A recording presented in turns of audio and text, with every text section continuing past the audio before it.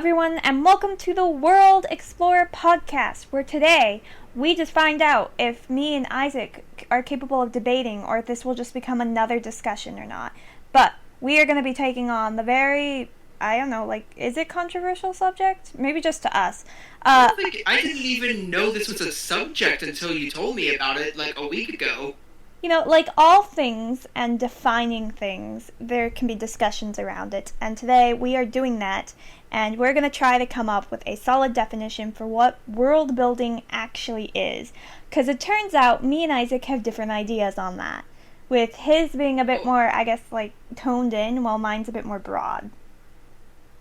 Well, really, it came to one specific area where you said that characters and development and building characters is the same as world building, or it is a part of world building. Yeah. And I was sitting there going, no, these are two separate categories. I don't understand. Explain, please. And then we saved it for today. Yeah. So am I explaining? Is that what we're starting off with? Yes, please explain, because I need to understand your point. Okay, so when I write either a story or a book, I view that entire story and book as a world that I am creating. And since the characters that I'm working with are part of that book or story, I view them as part of the world and therefore a part of world building. It's just as simple as that, to be honest. That's how I can say it the simplest. Okay, so really, you're basically saying anything that is within a fictional story is considered world building because it takes place in a fictional world. Yeah. Okay, so my problem with that is that you're saying that it takes place in a fictional world.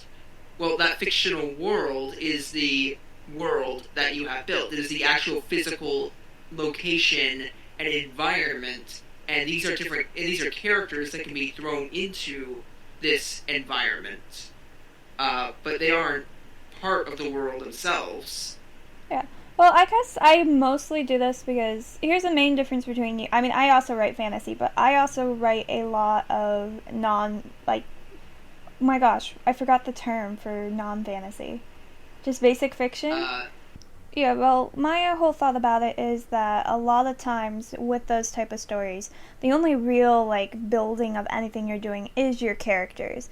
And it ends up, a lot of times in stories, especially for my case, short stories where one character kind of is the entire story, they do become my entire world.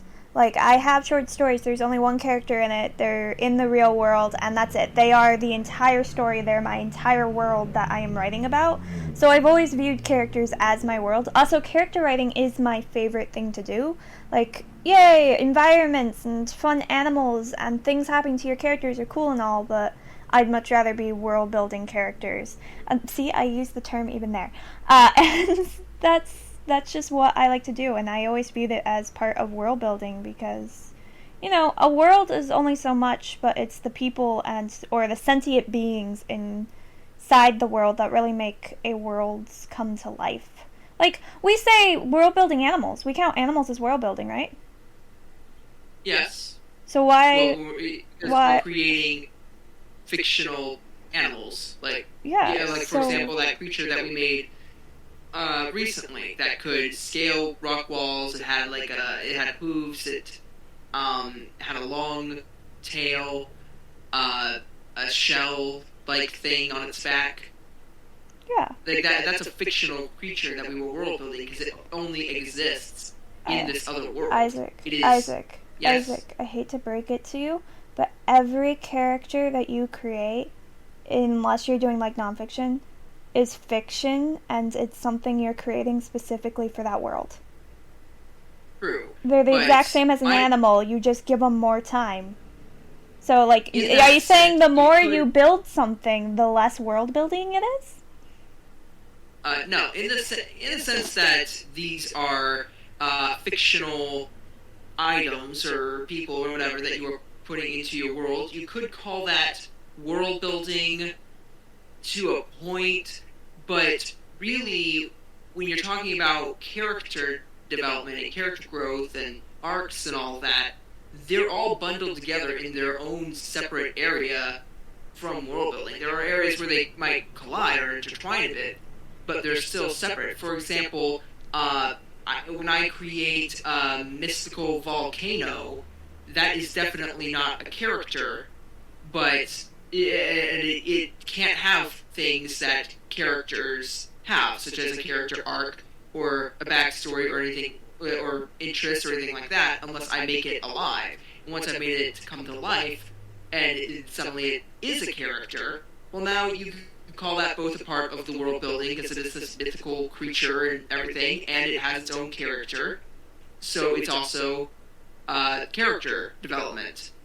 And I think the reverse is the same with characters, where a character is not necessarily world building. It all really depends on whether or not your thing that you are world building is in fact a character, and whether or not your character is it creates some sort of massive impact on the world. For example, being a sentient volcano. Okay, so what I'm seeing here is I think we view world building as something different. I think you see world building as a branch off of story writing. Well, I use world building as the term for story writing. Like, I don't say I think that might be it. Because like I see both character development and world building as branches off of the same tree, which is storytelling. And they are two separate things. The two branches, they're two separate things, but they might intertwine every once in a while. But for the most part, they are two separate categories with different areas that you need to learn and learn how to cover and have them work well together. Yeah, well, meanwhile, I see, like, people and then animals and, like, your main characters, all of just branches coming out of world building. I think, like, the main reason I see it like this is just because, as you were talking about, they do intertwine, but I feel like your characters intertwine with world building so much that they almost just, like, you know, like the sticks, like carvings in a stick where you have, like, two trees wrapped together really tightly? Like, there's no gaps or anything. Like, that's how I almost see it, so I just call them the same thing. Because, you know, you have almost all your characters are going to be making an impact on the world, or why the heck are you writing about them? It might be, like, something very small, like me having a character kill a butterfly or something. But that's still an impact on the world. Or they might have this bigger, like, societal effect, like you watching this character shows you kind of how their society works and therefore is part of the world. Also, like, characters are my main way of world building in that, like, by developing a character, I can then develop, like, the society around them, and then I can develop the environment around them. Like, I make a character first. That's my first step. Like, I make a person that I connect to, and then I make a world around the character that will give the character the challenges I want that character to have. So since character building to me is the foundation of my world building, period, that's why it's, to me, it is world building, because it is my foundation. Like, I don't start with like, this podcast is very challenging to me because I'm not starting with characters, and I think I'm sure viewers have noticed that, especially because I will try to, like, create characters or create, like, little stories throughout as we talk, because that's how I world build.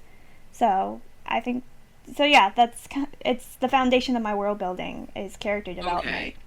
So that just seems like something that is very specific to you and maybe some other people who have that exact order of events, like that exact process for writing, where they start off with a character and then they build a world. There are people who do the reverse, and there are people who do this sort of thing for all kinds of areas of writing. But just because I say start off with say making a world for my characters to live in, and then I make my characters to fit that world, so the reverse of what you're doing. I build a fantasy world, and then I bring in the characters, and then I morph them to fit that world. That does not mean that the world is now part of the characters. I mean, you could or be vice versa. Like, look, I'm willing to say, like, a world is a character in itself.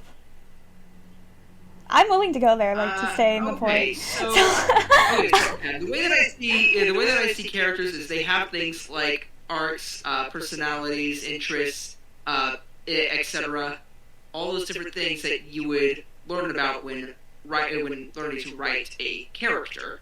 World building pretty much always has a separate set of things to go down the list on and cover, and and that's the main reason I would say that they're two separate branches from the same tree that is storytelling. And again, they intertwine. But even like you were saying with the butterfly thing, character kills a butterfly. I don't see that as a character suddenly becoming part of the world. I see that as the character doing an awful thing. Uh, that's a character moment, but it's not necessarily world building. Even if just because you're interacting with the world doesn't mean that you have now done any real world building there. Okay, so and if the character were to kill even say like a fantasy creature, well, okay, so your character has interacted with this fantasy world. That does not mean that they were the same thing. They're just interacting. Same thing with like two limbs intertwining with each other. They do not become one another, but they do interact. Oh, well, there is a debate though that when two trees like merge together and they start forming together, especially as years come by, that they become the same tree. So maybe we should just avoid that analogy in general. But so it seems to me I'm unfamiliar with that debate, so I don't know. It is a thing, but so it seems to me that you would consider like maybe the characters like race and their society and how they grew up as part of world building. Still, do you view societies as world building? Yes, societies are 100% world building. Characters can take place in that society, the society they come from, the culture that they grew up in. Those elements that are in that society, those are world building, and those can carry over into the character. But the character is still their own entity, but it does stem from again same tree. It's still part of. It's related to. This is where they're intertwining. It's related to the society, but the character themselves is not world building from that society. So I'm thinking. So the parts you don't view as world building as character arcs, it seems, or like just personality. That's a large part.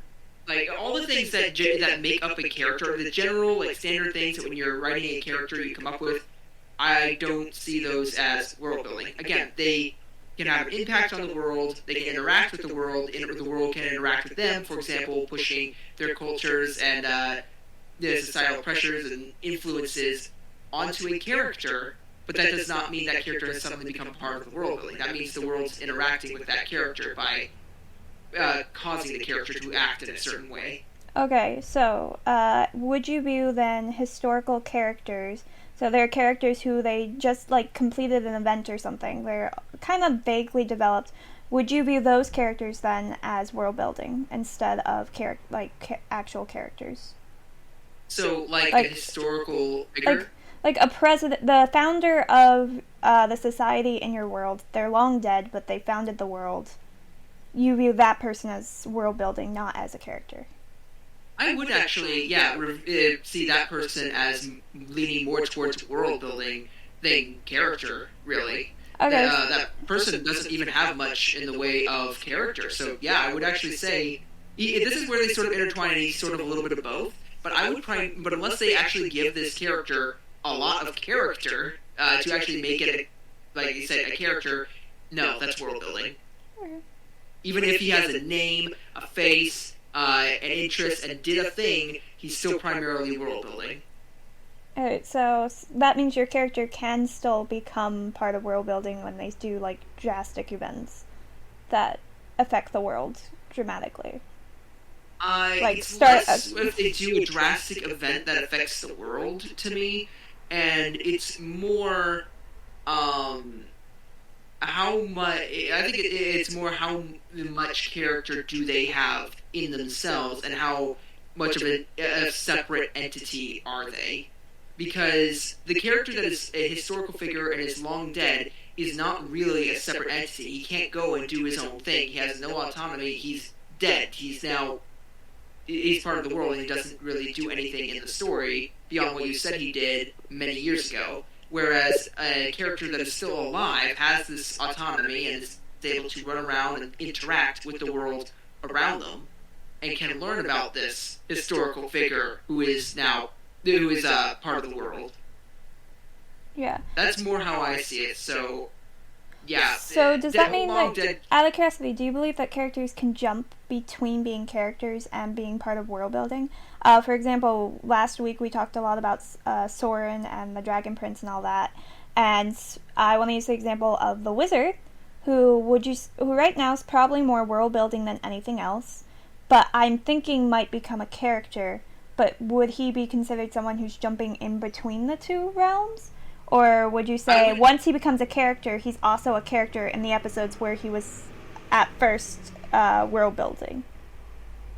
I would say he is in sort of that weird middle ground where he's a little bit of both a character um, and world building. He really is close to the center because even in the short time we did get to see him, we learned like his desires, why he does what he does, who else he interacts with, all the different things that he was doing.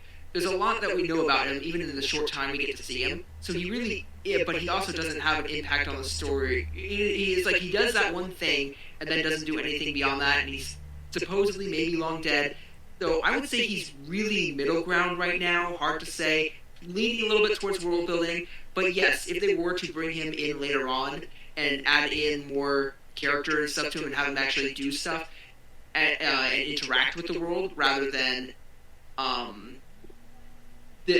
just being a part of it, then I would say yes, he would become a full-blown character at that point, separate from the world building. And once a character has become a character and is no longer just world building, I don't think the character can go back to being part of the world. Even if this character dies, because they spent time on screen, all those on-screen events are really what makes a character a character. All these things that we get to see them do, not just the off-screen stuff. Otherwise, literally every character in the world would be considered a full-blown character. No, it's on-screen stuff, things that we actually see them do that really matters. But so here's my argument then. The thing is, I disagree. I believe that they can then go back easily into being just world building again. My example is actually going to be Vox Machina and like Critical Role. They have these characters. They're huge. They're a big deal. But then you go into season 2 of the show. Or I guess it's a show. Season 2 of the show, and those characters are now just history. They are just the world building. And that means that all these stories and all these adventures they went on and all these personalities these people have are world building elements that are then affecting future characters. Okay, yeah, I think that for me, it mostly depends on the exact situation. Cause, writing's fun like that, where things are really kind of flexible and make sense in weird ways. But what I'm thinking is something like, say, sequels to shows. If you have one single show that just keeps on going and it's the same story with like the same cast of characters, but let's say one of those characters suddenly died, but there's no like major time skips in the show like 10 years later or anything, that character is still considered a character to me. A dead character, not part of the world building, but yeah, a character. And then if you have something like, say, a sequel, like, say, the Star Wars sequel trilogy, no, that doesn't actually work as an example because they brought back all the old characters. Never mind. So it seems very in the moment to you. What I was going to say was, if they have a sequel, and it's a next generation sequel where they don't bring back older characters, they might reference them a bit, and they might mention that they existed and they have this impact on the world, then I think they might be able to be considered world building at that point. Yeah, so but here's one consistent story, because keep in mind, this is a separate story that's linked to a previous story, is what a sequel is. But when it's one single story with the same characters all throughout, even if one of those characters dies, I don't think that character is suddenly become part of the world. So this seems to be the big thing about us. You can have your characters jump back and forth between them, and I'll view it as just one. I don't need my characters to jump between being like world building or characters. They're just all part of the world. Because this might honestly be because I'm a history major, like I'm getting my master's degree in museum studies. I'm studying history. History is a huge part of my life, and so I always see people and everything they do as a part of history, as having a huge impact on the world, whether it's a group or as a one person. It's amazing what one person can do. And so, yeah, like the world changes only because people and animals and characters change it. Like the world doesn't change on its own nature. Yes. So, yeah, this is the point that I keep trying to make with characters interacting with the world. This is the situation where a character is interacting with the world by changing it or moving stuff around in it, or say using a magic system. But that is not world building in and of itself. This is a character learning to navigate and move about this world. Yeah, and I just always take it a step farther and say, like, the characters are the world. Really what this is two separate ways of seeing writing, and I think both work perfectly fine.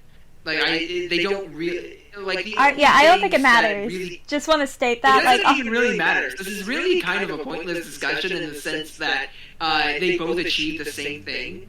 It's just we look at it a little bit differently. Okay, all right. Let's make this matter a bit more. Let's as soon as this motorcycle drives by, I'm telling you, it's crazy out there. Okay, it's gone. So here's how we can make this matter. Let's both talk about what we think is the pros of our view of world building.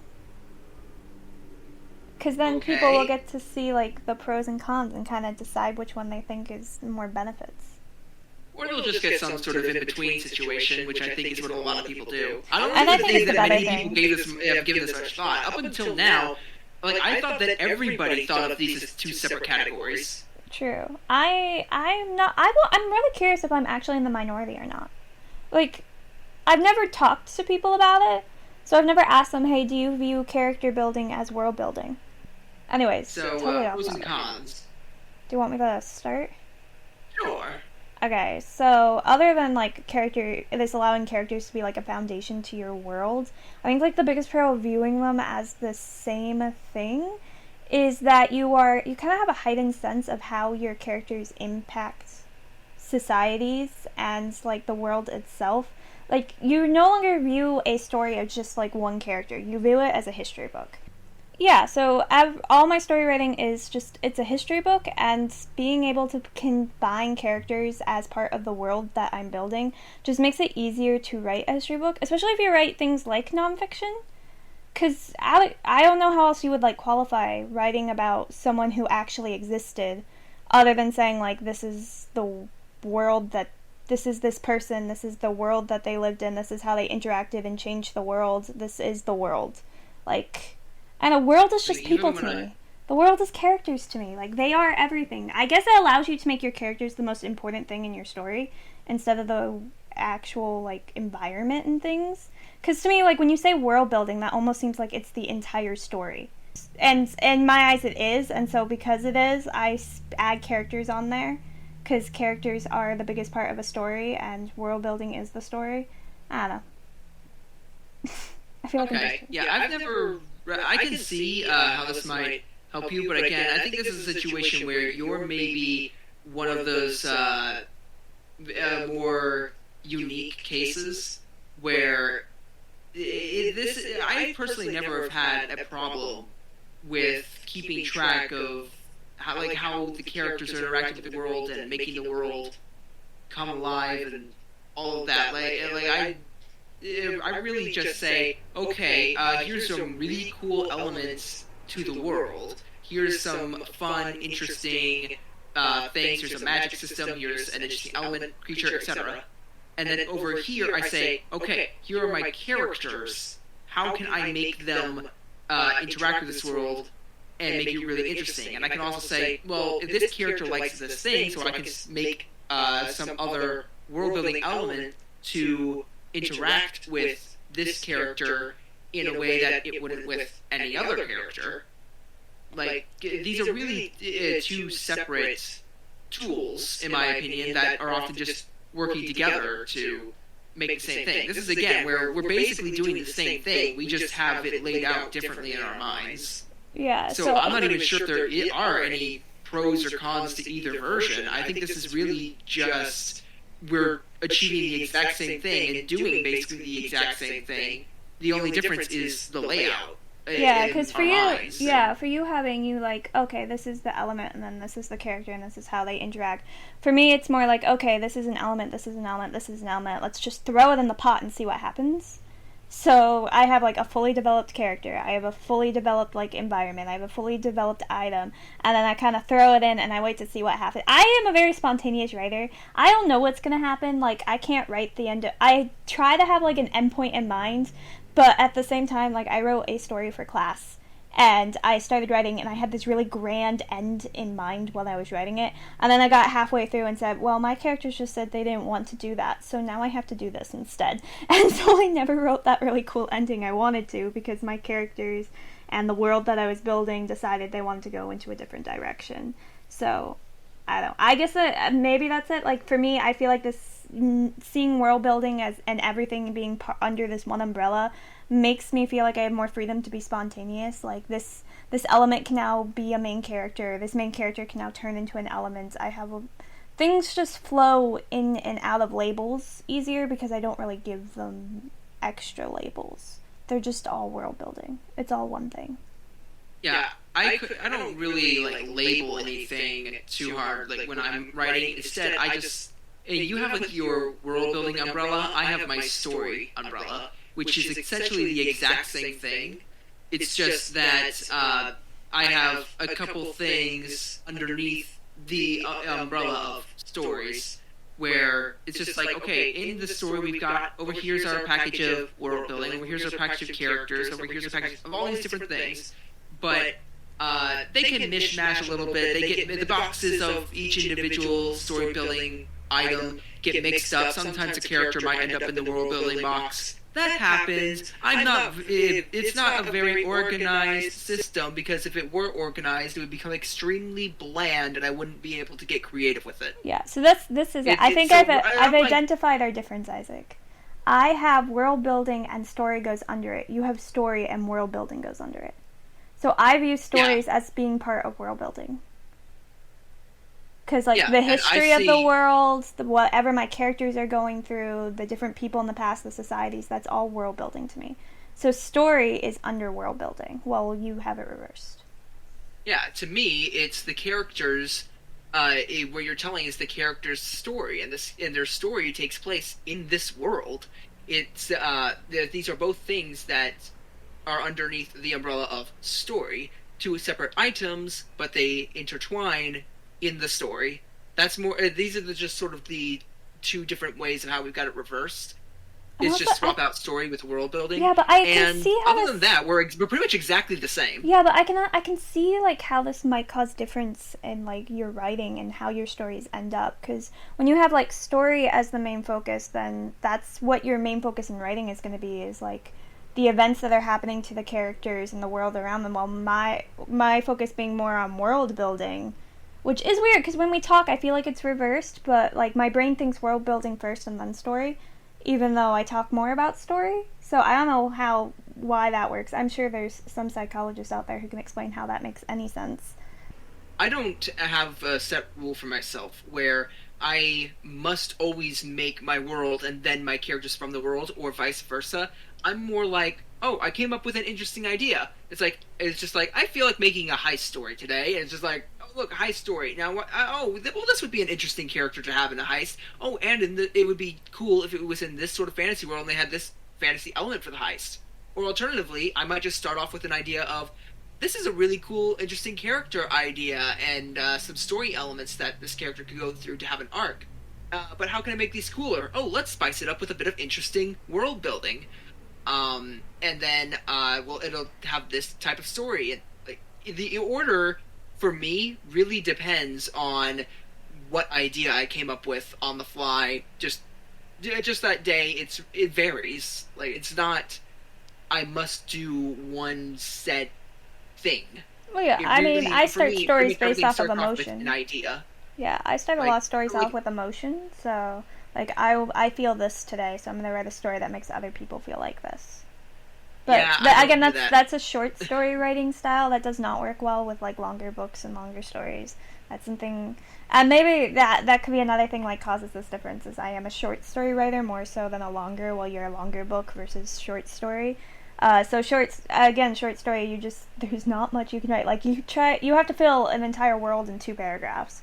So in my head, it's just all the world, and that's all you get. So Yeah, I try. think that might be one of the big things. It's just our two different styles where you got this idea of everything is world building from writing short stories. I got the idea of everything is story and world building, and characters are two separate parts of that from the fact of just trying to be very organized and plan out a very long form book. Yeah, and so yeah, and I start my first passion with writing started with short stories, so I've seen that reflected in my book writing, and that I would still say my longer. I think I have one like though my longest story is like 40 pages. I do have an entire novel, but it will never see the light of day. It's awful, but I I have a few books that are never getting it will published. not, Like I I wrote want to them, rewrite they're it. terrible. No, I have belief in the characters and where they're going through and stuff, and I want to rewrite it one day. I'm just not ready to go back to that Oh, because mine is so bad I don't even want to rewrite them. Like my characters are like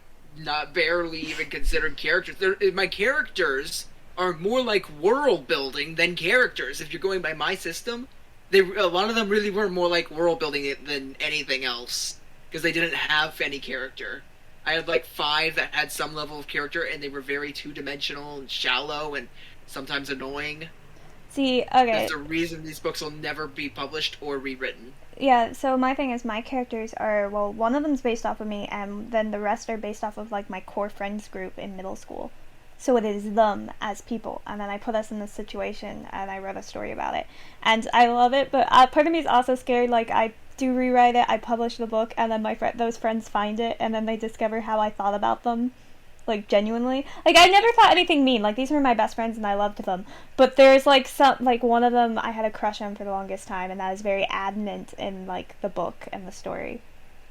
Or I got hurt by one of them because of a thing and that appears in the book and they'll know that I still feel a little bit of bitterness towards them for this thing. You know, stuff like that comes out when you put your friends in you don't write your friends in stories. Like it's good Yeah, maybe therapy, you but don't should do it for a publish this book. book. Maybe not. I'd have to do a complete rewrite and make the characters like their own, which is something I'm getting a lot better at. Um, Yeah, but so do yeah, you think like do you think there's actually any advantage for it to what we're doing right now? Like do you think there's any benefit in like putting labels on things and being saying, you know what, I think this is world building or the I think this is only characters? reason the only benefit I really see from like putting labels on things like this is just a sense of organization in plotting out your stories. So really more of an architect writer Yeah. sort of scenario because you've got your discovery writers, which is what you lean more towards. I lean more towards architect, but I'm still somewhat in the middle Yeah. because I tried architect at first, like where I was like full blown architect, because I thought this is how you must write a story, and then I found out, oh, once you've planned out literally everything, suddenly, you've lost all interest in writing the story, and your characters are being forced to do X, Y, and Z, and it might come off as really contrived because you didn't plan a smooth transition or anything. Whereas that's where you need a little bit of discovery writer in you to make it all flow really well Yeah, and I have change a things on friend the who's fly to fit full. better. She's full architect writer. Like she has a. So by the way, the book type is it's contemporary, is the word I was looking for.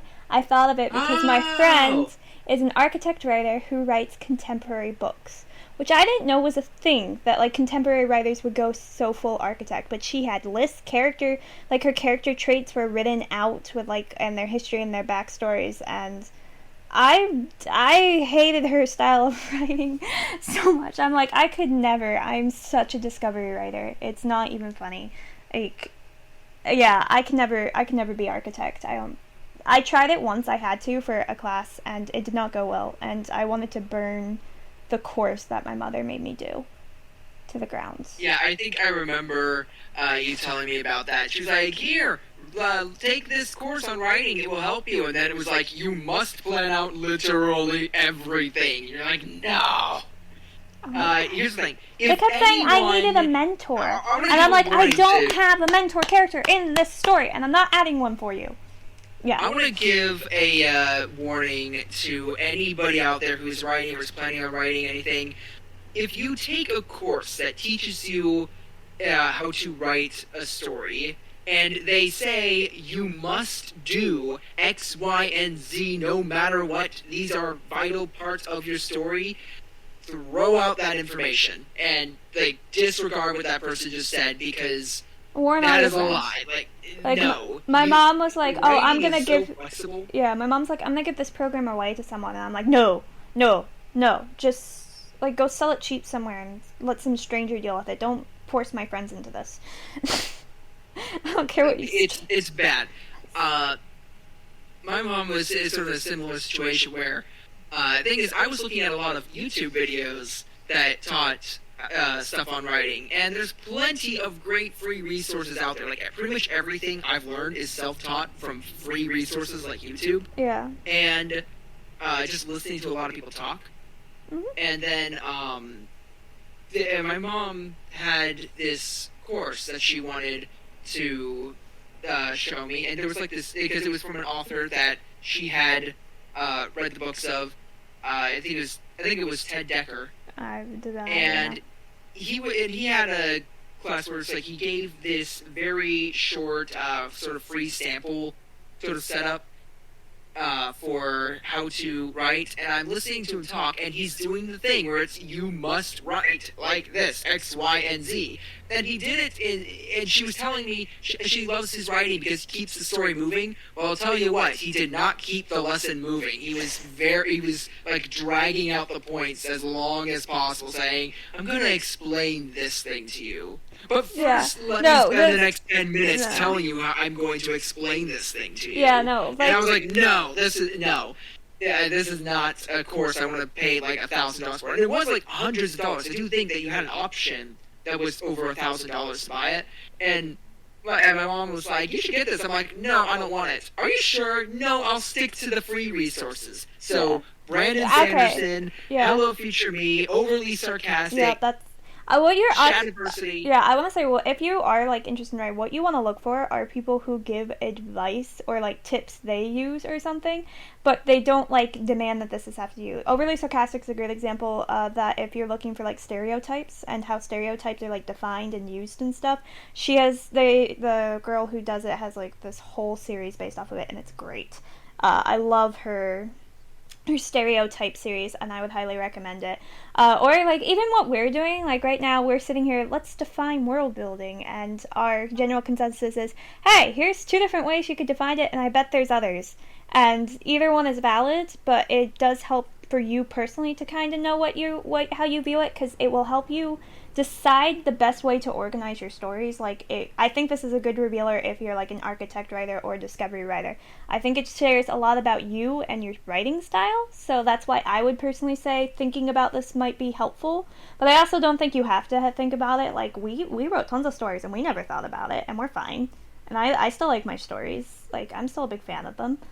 And that, yeah, I didn't never really thought about what exactly is world building versus character development, because I just always assumed, they're 2 separate things, and I always assumed they were the same. Never gave it a second thought. Yep, and I always assumed they were the same, and was like, you're always like, of course, everything is world building. It all takes place in the world, and you never gave it a second thought. Exactly. The story is part of world building. Why would the world building be part of the story? But clearly, there's valid reasons for why it would be. And there's valid reasons why it wouldn't be, because it's just writing. Yeah, it all really depends on how you look at it. Yeah. So I think I think it's more fun for like analyzing yourself than for like actually helping you write. Yeah, this definitely isn't helpful. I feel like teaching you how to write. Yeah, but I feel like I've learned things about myself. Where we're talking about just don't listen to anybody who's telling you must do things a certain way. Don't do it, guys. If they do, they're scamming you. They just want your money. They actually no. There's some people who legitimately think this is the only way to write a story. And it's not. If a person comes up to you and they're like, you have to have a mentor character in your book, slap them. Yeah, just give them a big old slap. I don't have a mentor. Until they're tumbling down a hill into a pond, and then as they're starting to swim out, go jump on their head. Wow. Well, I didn't say kill them. I didn't say kill them either. I said just jump on their head while Oh, they're trying to swim out of a pond that that sounds like you murder to beat me. them into. That sounds like murder to me. But I think this was a good experiment. It was an interesting topic. I enjoyed it. I feel like I learned a lot about myself today and a lot about you, which means our viewers probably have a greater insight into us and our thought process. So hopefully they still like us. Hopefully this could be bad. Oh, well, I don't think we did anything they wrong. have one or the other view on world building, they'll still at least like one of us probably. Yeah, exactly. And if they're in between, then they'll find us fun because we balance each other out to their point, like their point of view. And then there's a lot of people who are like, I don't care, but okay. And then they just move on with their life, which is probably what I'm going to do after this. I'm not going to think about it again, to be honest. I don't think this, neither am I. This isn't really a big deal. This is like, of all, on the scale of 1 to 10 in terms of how important this is to understand, to write a good story, this is like -5. Yeah, like this does not matter. It was just something we wanted to talk about. Hopefully you still enjoyed it. So hopefully you can now reflect upon yourself and how your brain process works and how you write. So if this, my hope is that this episode has taught you how you write a bit better. And now you can go off into the world and be like, oh, I write like this, and now I think I know why. And if that happened, then cool, this podcast did something for you. Otherwise, just move about your day. We'll be back next week where we'll be doing some world building, which I guess, or story building, depending on your point of view. And yeah, I guess we say goodbye, right? I mean, I want to leave everyone off with this. Yeah. There's only one rule for writing that I follow, and that is that for every rule, there's a creative way around it or an exception. Yep.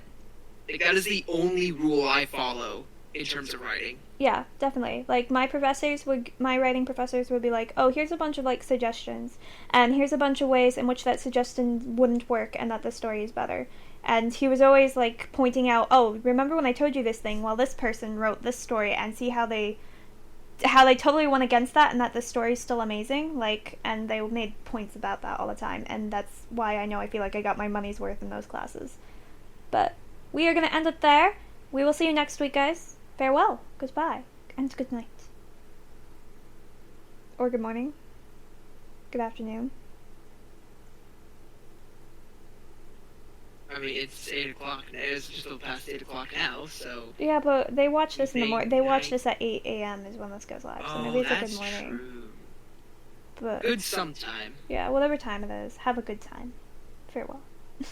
This is way too long of an outro. It always is.